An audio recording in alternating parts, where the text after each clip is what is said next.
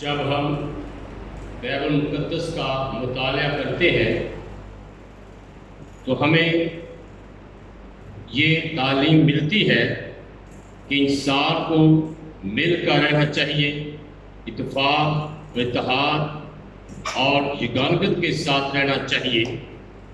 خاص کر جب ہم زبور نمبر 133 پڑھتے ہیں تو اس بات پر بہت زور دیا گیا ہے۔ زبور نویس تحریر کرتا ہے کہ دیکھو کیسی اچھی اور خوشی کی بات ہے کہ بھائی باہم مل کر رہے۔ لیکن پیدائش کی کتاب کا 11واں باب اس کی پہلی 9 آیات جو تلاوت کی گئی، اس میں خدا خود لوگوں کے درمیان اختلاف پیدا کرتا ہے تاکہ لوگ ایک ساتھ ایک جگہ پر نہ رہ سکیں، لوگ مل کر اتفاق اتحاد کے ساتھ نہ رہ سکیں، بلکہ لوگ پراگندہ ہو جائیں۔ ایسا لگتا ہے کہ پیدائش کی کتاب کا 11واں باب بائبل مقدس کی تعلیمات کے ساتھ مطابقت نہیں رکھتا، اس لیے کہ خدا یہ چاہتا ہے کہ لوگ اتفاق کے ساتھ رہیں، اتحاد کے ساتھ رہیں، میل ملاپ کے ساتھ رہیں۔ لیکن یہاں پر ہم یہ دیکھتے ہیں کہ خدا نے خود لوگوں میں اختلاف پیدا کر دیا تاکہ لوگ ایک ساتھ نہ رہ سکیں۔ اس سے پیشتر کیا مزید اس اختلاف پر، تضاد پر غور کریں، ہمیں یہ جاننے کی ضرورت ہے کہ خدا نے کیوں ایسا کیا کہ لوگوں کے درمیان اختلاف ڈالا تاکہ لوگ ایک ساتھ نہ رہ سکیں۔ اگر ہم یہ سمجھ جائیں گے کہ خدا نے کیوں ایسا کیا تو پھر ہم باقی باتوں کو بھی سمجھ جائیں گے۔ جب ہم پیدائش کی کتاب اس کا 11واں باب اس کے 9ویں 10ویں اور 11ویں باب کو پڑھتے ہیں، اس کا مطالعہ کرتے ہیں تو ہمیں معلوم ہوتا ہے کہ یہ اتحاد خدا کے خلاف بغاوت کے لیے استعمال کیا جا رہا تھا۔ یعنی جو لوگ اتحاد کر رہے تھے، یہ اتحاد خدا کے خلاف بغاوت کے لیے استعمال کیا جا رہا تھا۔ اس اتحاد اور میل ملاپ میں تکبر، گھمنڈ اور خدا کے حضور گستاخانہ عناصر موجود تھے۔ یہ ایک ایسا اتحاد تھا جس کا مقصد لوگوں کی فلاح و بہبود، ترقی اور خوشحالی نہیں تھا، بلکہ خدا کی نافرمانی، بغاوت اور مقابلے کے لیے تیار کرنا تھا۔ کیونکہ اس کا بانی، جس نے یہ شہر تعمیر کیا، جس نے یہ شہر بنوایا، یعنی نمرود، اور اس کے معنی ہے باغی۔ اور یہ لوگ اس لیے یہ اتحاد قائم کر رہے تھے تاکہ یہ خدا کے خلاف بغاوت کر سکے۔ کیونکہ لکھا ہے کہ وہ آسمان تک پہنچنا چاہتے تھے، وہ آئندہ سیلاب سے بچنا چاہتے تھے، وہ پرگندہ نہیں ہونا چاہتے تھے۔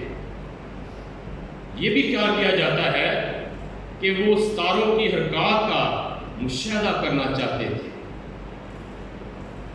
ایک عالم میتھیو ہنری بیان کرتے ہیں کہ ان کا مقصد برج کی تعمیر کا مقصد یہ تھا کہ خدا کی حتق کرے، خدا کی توہین کرے۔ وہ ایک ایسا بلند و بالا برج بنانا چاہتے تھے جس کی چوٹی آسمان تک پہنچے، اور یہ خدا کے حضور گستاخانہ چیلنج تھا۔ نمبر 2، وہ اپنا نام پیدا کرے۔ یہ ان کی بلند نظری اور فخر اور بے وقوفی کا اظہار تھا۔ نمبر 3، تاکہ ہم روئے زمین پر گندہ ہونے سے بچ جائیں۔ حالانکہ خدا کا منصوبہ تھا کہ وہ زمین کو معمور کرے، وہ بڑھے، وہ زمین پر پھیل جائے۔ خدا نے اس لیے ان میں اختلاف ڈالا کیونکہ یہ برج جو وہ بنا رہے تھے خدا کے منصوبے کی خلاف ورزی تھا۔ وہ خدا کی تابع فرمانی کرنے کی بجائے بغاوت کر رہے تھے، کیونکہ ان کے لیے خدا کا حکم یہ تھا، اگر ہم قدیسی کتاب اس کا نامہ پاک اس کی پہلی آیت پڑھے تو لکھا ہے، اور خدا نے نوح اور اس کے بیٹوں کو برکت دی اور ان کو کہا کہ بار ہو اور بڑھو اور زمین کو معمور کرو۔ انہوں نے زمین کو معمور کرنے کی بجائے ایک ہی جگہ ڈیرا لگا دیا۔ خدا نے ان میں اختلاف ڈال کر اپنے منصوبے کو مکمل کیا۔ اس اختلاف کی وجہ سے وہ تمام روئے زمین پر گندہ ہو گئے۔ خدا کا منصوبہ کیا تھا؟ خدا کا منصوبہ یہ تھا کہ طوفان نوح کے بعد جو لوگ بچ گئے ہیں وہ زمین کو معمور کرے، زمین پر پھیل جائے، ہر جگہ انسان نظر آئے۔ لیکن وہ خدا کے منصوبے کے خلاف کام کر رہے تھے۔ وہ ایک ہی جگہ رہنا چاہتے تھے، انہوں نے ایک ہی جگہ پر رہائش اختیار کر لی اور وہ دوسری جگہ پر یا دوسرے مقام پر جانا نہیں چاہتے تھے، بلکہ اسی جگہ وہ اپنے لیے ایک برج بنانا چاہتے تھے تاکہ اس کی چوٹی آسمان تک پہنچے، تاکہ وہ سیلاب سے، طوفان سے اور دیگر آفات سے بچ سکے۔ لیکن خدا کا منصوبہ یہ تھا کہ وہ ساری زمین کو معمور کرے۔ یہ برج آج ہمیں کیا سکھاتا ہے؟ انسان آج بھی خدا کے مقابلے میں برج تعمیر کر رہا ہے، صرف طریقہ کار کا فرق ہے۔ آج ہم یہ برج اینٹوں اور گارے سے تعمیر نہیں کرتے، بلکہ ہم اپنے خیالات میں، اپنے دل و دماغ میں ایسے بے شمار برج تیار کرتے ہیں جو خدا سے بغاوت اور نافرمانی کی نشاندہی کرتے ہیں۔ ظاہر یہ برج نظر نہیں آتے، انہیں کوئی دیکھ نہیں سکتا، لیکن یہ ہمارے تصور میں، ہمارے خیالات میں، ہمارے دل و دماغ میں اتنے اونچے ہوتے ہیں، اتنے مضبوط ہوتے ہیں کہ یہ خدا اور ہمارے درمیان رکاوٹ پیدا کر دیتے ہیں، دوری پیدا کر دیتے ہیں، ہمیں خدا کے خلاف بغاوت پر اکساتے ہیں، خدا کی نافرمانی اور خدا کے منصوبے کے خلاف کام کرنے کے لیے تیار کرتے ہیں۔ یہ برج ہمیں خدا سے دور لے جاتے ہیں، خدا سے الگ کر دیتے ہیں، ہمارے اندر غرور، تکبر اور گھمنڈ پیدا کرتے ہیں۔ جبکہ مقدس فرماتی ہے، خدا یسوع مسیح نے فرمایا، مجھ سے جدا ہو کر تم کچھ نہیں کر سکتے، تمہاری کوئی حیثیت نہیں ہے، کوئی مقام اور مرتبہ نہیں ہے۔ اگر ہم مقدس یوحنا کا انجیلی بیان اس کا 15واں باب اس کی پہلی 5 آیات پڑھیں تو خدا یسوع مسیح نے فرمایا، جس طرح ڈھالی انگور کے درخت سے الگ ہو کر کچھ نہیں کر سکتی، پھل نہیں لا سکتی، اپنی ذات میں اس کی کوئی حیثیت نہیں ہے، اسی طرح خدا سے الگ ہو کر ہم کچھ نہیں کر سکتے، ہماری کوئی حیثیت، کوئی مقام اور کوئی مرتبہ نہیں ہوتا، ہم ڈھالی کی طرح سوکھ جاتے ہیں، بے پھل رہ جاتے ہیں۔ اور یہ برج جو ہم نے اپنے تصورات میں، اپنے خیالات میں، اپنے دل و دماغ میں بنا رکھے ہیں، یہ ہمیں خدا سے الگ کر دیتے ہیں، خدا سے دور لے جاتے ہیں۔ اور یہ برج جو ہم اپنے دل و دماغ میں بنا لیتے ہیں، یہ ہمیں اکساتے ہیں کہ ہم خدا کا مقابلہ کریں، خدا کو چیلنج کریں، خدا کے منصوبوں کے خلاف کام کریں۔ اور جو لوگ ایسا کرتے ہیں وہ ذلیل و خوار، بدنام اور مٹ جاتے ہیں، ان کا نام و نشان مٹ جاتا ہے۔ اگر ہم معاشرہ کتاب اس کا 3 باب اس کی 17ویں آیت پڑھیں تو خداوند فرماتا ہے، چونکہ تو کہتا ہے کہ میں دولت مند ہوں اور مالدار بن گیا ہوں اور کسی چیز کا محتاج نہیں، اور یہ نہیں جانتا کہ تو کم وقت اور خوار اور غریب اور اندھا اور ننگا ہے۔ انسان خود کو مالدار اور دولت مند سمجھتا ہے، لیکن خداوند کے حضور وہ کم وقت ہے، غریب ہے، اندھا ہے، ننگا ہے۔ انسان اپنی دانش میں خود کفیل ہے، لیکن خدا کی نظر میں وہ ضرورت مند ہے۔ انسان اپنی دانش میں راست باز اور خدا کی نظر میں ناراست ہے، کیونکہ ہماری راست بازی خدا کے نزدیک ناپاک لباس کی مانند ہے۔ خدا یسوع مسیح نے فرمایا، تم وہ ہو کہ آدمیوں کے سامنے اپنے آپ کو راست باز ٹھہراتے ہو، لیکن خدا تمہارے دلوں کو جانتا ہے، کیونکہ جو چیز آدمیوں کے نظر میں عالی قدر ہے وہ خدا کے نزدیک مکروہ ہے۔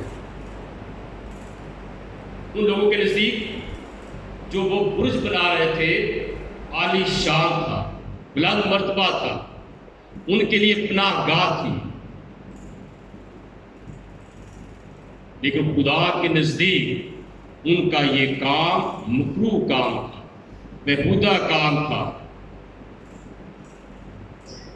انسان کے وہ کام جنہیں انسان اپنی نظر میں عالی شان سمجھتا ہے، بڑے کامیاب سمجھتا ہے، خدا کی نظر میں وہ مکروہ اور بےہودہ کام ہوتے ہیں۔ تو یہ کام جو خدا کی نظر میں مکروہ ہوتے ہیں ناکام ہو جاتے ہیں۔ خدا اور انسان کے درمیان اختلاف کب پیدا ہوتا ہے؟ اختلاف اور انتشار اس وقت پیدا ہوتا ہے جب ہم خدا کی مرضی کو رد کر دیتے ہیں، خدا کی نافرمانی کرتے ہیں، خدا کے خلاف بغاوت پر اتر آتے ہیں۔ اور جب ہم ایسا کرتے ہیں تو اسی وقت ابلیس فائدہ اٹھاتا ہے اور ہمیں اکساتا ہے تاکہ ہم انفرادی حیثیت سے، خاندانی طور پر، قومی اور مذہبی اعتبار سے ہمیں خدا کے خلاف استعمال کریں، ہمیں خدا کے خلاف کریں، اور اس وجہ سے خدا اور انسان کے درمیان اختلاف پیدا ہو جاتے ہیں، کیونکہ انسان خدا کے خلاف نافرمانی اور بغاوت پر اتراتا ہے۔ ہمیں آج ان تمام برجوں کو جو ہم نے اپنے تصورات اور خیالات میں بنا رکھے ہیں آج خود گرانے کی ضرورت ہے، انہیں تباہ و برباد کر دینے کی ضرورت ہے، مٹا دینے کی ضرورت ہے، کیونکہ خداوند کا پاک کلام فرماتا ہے کہ جو بار بار تنبیہ پا کر گردن کشی کرتا ہے ناگہاں برباد کیا جائے گا اور اس کے لیے کوئی چارہ نہ ہوگا۔ امثال کی کتاب 29واں باب اس کی پہلی آیت۔ جب ہم خود ان برجوں کو نہیں گراتے، بار بار آگاہی کے باوجود، بار بار تنبیہ کے باوجود جب ہم ان کو قائم رکھتے ہیں تو پھر خدا ناگہان ان کو برباد کر دے گا جنہوں نے یہ برج بنا رکھے، جنہوں نے یہ برج خود نہیں گرائے، اور خدا ان کو پھر گرا دے گا، پھر ان کے لیے کوئی چارہ نہ ہوگا۔ اس سے بیشتر کہ خدا بابل کی طرح ہمیں بھی تباہ و برباد کر دے، ہم ابتری کا شکار ہو جائیں، ہمارا وجود مٹ جائے، ہمیں توبہ کرنے کی ضرورت ہے۔ کیونکہ لکھا ہے کہ صادق کی یادگار ہمیشہ رہے۔ جو خداوند کے خلاف برج بناتے ہیں، خداوند کے منصوبوں کے خلاف کام کرتے ہیں، جو اپنے گمان، غرور اور تکبر کی وجہ سے خدا سے دور ہو جاتے ہیں، ان کی یادگار ہمیشہ نہیں رہے گی۔ ہمیشہ یادگار صادق کی رہے گی، راست باز کی رہے گی۔ جیسے خدا یسوع مسیح کو قبول کیا ہے اور خدا کے منصوبوں کے تابع رکھا ہے، خدا کے آئین اور فرمان پر عمل کرتا ہے، اس کی یادگار ہمیشہ رہے گی۔ جب ہم خدا کے ارادے اور منصوبے کے لیے کام کرتے ہیں تو پھر خدا اپنے منصوبے کو کامیاب اور مکمل کرنے کے لیے اپنا طریقہ کار استعمال کرتا ہے۔ خدا یسوع مسیح نے حکم دیا تھا کہ ساری دنیا میں جا کر انجیل کی منادی کرو، ساری خلقت کے سامنے انجیل کا بیان کرو، لیکن رسولوں نے اور ابتدائی کلیسیا نے اس حکم کو نظر انداز کر دیا، اس حکم پر توجہ نہ دی۔ وہ اپنے گھروں سے، اپنے شہر سے باہر نہیں نکلنا چاہتے تھے۔ اور پھر کیا ہوتا ہے؟ استفنس کو شہید کر دیا جاتا ہے، اور اس کی شہادت کی وجہ سے کلیسیا پر بڑا ظلم ہوتا ہے۔ اگر ہم اعمال کی کتاب اس کا 8واں باب اس کی پہلی آیت پڑھیں تو لکھا ہے، اور سول یعنی پالوس اس کے یعنی استفنس کے قتل پر راضی تھا۔ اسی دن اس کلیسیا پر جو یروشلم میں تھی بڑا ظلم برپا ہوا، اور رسولوں کے سوا سب لوگ یہودیہ اور سامریہ کے اطراف میں پراگندہ ہو گئے۔ یروشلم کی کلیسیا یروشلم سے باہر نکلنا نہیں چاہتی تھی، منادی نہیں کرنا چاہتی تھی، خوشخبری کا پیغام پھیلانا نہیں چاہتی تھی۔ ہو سکتا ہے ان کے کاروبار ایسے ہوں، ان کے گھر بار وہاں پر ہوں، ان کی ملازمتیں وہاں پر ہوں، جنہیں وہ چھوڑنا اپنے لیے مشکل سمجھتے ہوں، ناممکن سمجھتے ہوں، جس کی وجہ سے وہ یروشلم میں اب تک ٹکے ہوئے ہیں۔ لیکن جب ان پر ظلم ہوتا ہے تو پھر کیا ہوتا ہے؟ پھر وہ یروشلم سے باہر نکلتے ہیں، اطراف میں پھیل جاتے ہیں، پراگندہ ہو جاتے ہیں۔ اور چوتھی آیت میں پھر لکھا ہے، بس جو لوگ پراگندہ ہوئے تھے وہ کلام کی خوشخبری دیتے پھرے۔ استفنس کا قتل بیشتر کلیسیا کے لیے بڑا ظلم تھا۔ کلیسیا پر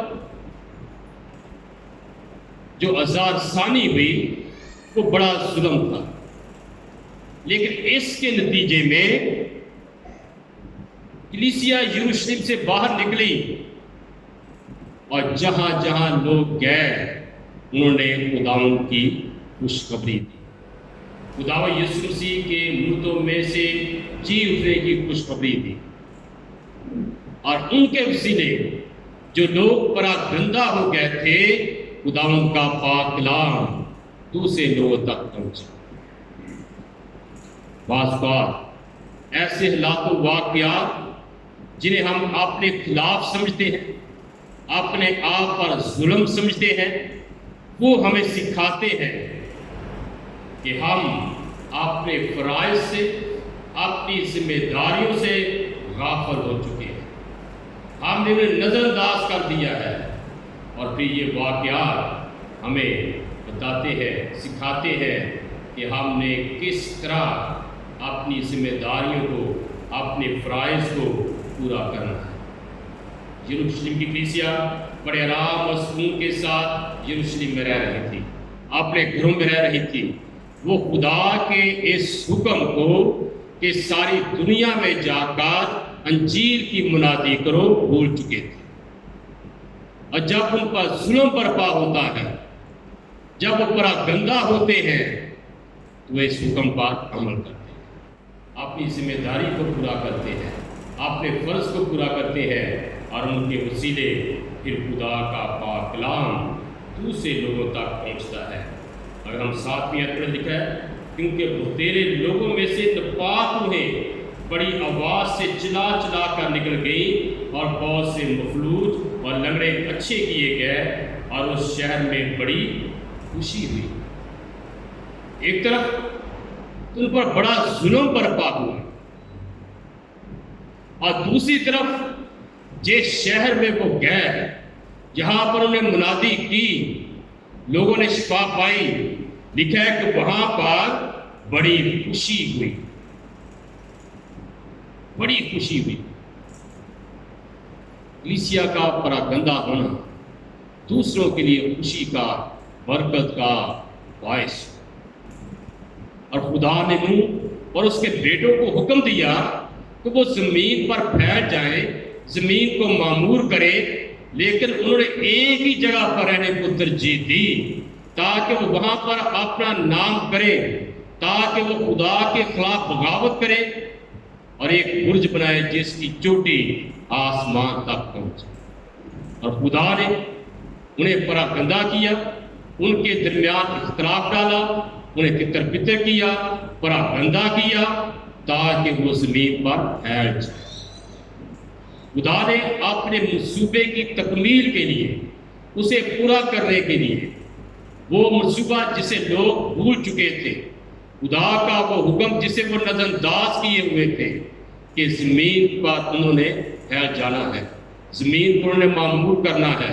خدا نے حکم دیا تھا کہ وہ ایک جگہ پر نہ رہیں بلکہ زمین کو معمور کریں، اور وہ خدا کے اس حکم کو بھول چکے تھے، اور خدا نے انہیں پراگندہ کیا، ان میں اختلاف ڈالا تاکہ وہ روئے زمین پر پھیل جائیں۔ لکھا ہے کہ وہ روئے زمین پر پراگندہ۔ جب ہم خدا کے حکم کو، خدا کے منصوبے کو نظر انداز کر دیتے ہیں، اسے پورا نہیں کرتے، تو پھر خدا مختلف طریقے استعمال کرتا ہے جو بظاہر کلیسیا کے لیے، ایمانداروں کے لیے مشکل کا، پریشانی کا باعث بنتے ہیں، لیکن وہی دوسروں کے لیے بڑی خوشی کا، حوصلہ افزائی کا، ایمان کی مضبوطی کا باعث بنتے ہیں۔ لکھا کلیسیا پر بڑا ظلم برپا ہوا، استفانس کو شہید کر دیا گیا، لوگ تتر بتر ہو گئے، پراگندہ ہو گئے، لیکن جس شہر میں وہ گئے، جہاں وہ گئے، وہاں بڑی خوشی منائی گئی، کیونکہ انہوں نے خدا ان کا پاک کلام سنا، خوشخبری کا کلام سنا، مختلف بیماریوں سے، پریشانیوں سے، دکھوں سے رہائی پائی۔ کلیسیا کو خدا یسوع نے اس لیے اس دنیا میں قائم کیا ہے، اس لیے رکھا ہے تاکہ وہ ساری دنیا کے سامنے انجیل کی منادی کرے۔ جب ہم خداوند کے حکم کو نظر انداز کر دیتے ہیں، اپنے گھروں سے، اپنے شہروں سے، اپنی کلیسیا سے باہر نہیں نکلنا چاہتے، تو پھر خدا مختلف وسائل استعمال کرتا ہے، طریقے استعمال کرتا ہے، وہ کلیسیا کے لیے پریشانی کا، دکھ کا باعث بنتے ہیں، لیکن پھر جہاں جہاں لوگ پراگندہ ہو کر جاتے ہیں، منادی کرتے ہیں، وہاں کے لوگوں کے لیے بڑی خوشی کا موقع ہوتا ہے، لوگ بڑی خوشی مناتے ہیں۔ یہ درخواست ہے کہ ہمیں خدا کے اس حکم کو نظر انداز نہیں کرنا، یہ ہم سب کا فرض ہے، ہم سب کی ذمہ داری ہے کہ ہم ساری دنیا میں انجیل کی منادی کریں۔ یہ گھر بیٹھ کر ہم ایسا نہیں کر سکتے، ہمیں اپنے گھروں سے باہر نکلنے کی ضرورت ہے، اپنے وسائل کو استعمال کرنے کی ضرورت ہے، अपनी ताकत और क़ुव्वत को, अक्ल व हिकमत को इस्तेमाल करने की ज़रूरत है ताकि हम खुदा के इस हुक्म पर मुकम्मल तौर पर अमल कर सके कि हमने सारी दुनिया में अंजील की मुनादी करनी है। मेरी दुआ है कि खुदा हमें फज़ल अता करे कि हम खुदा के मंसूबों की तकमील के लिए काम करें, ना कि उनके खिलाफ बगावत करें। ये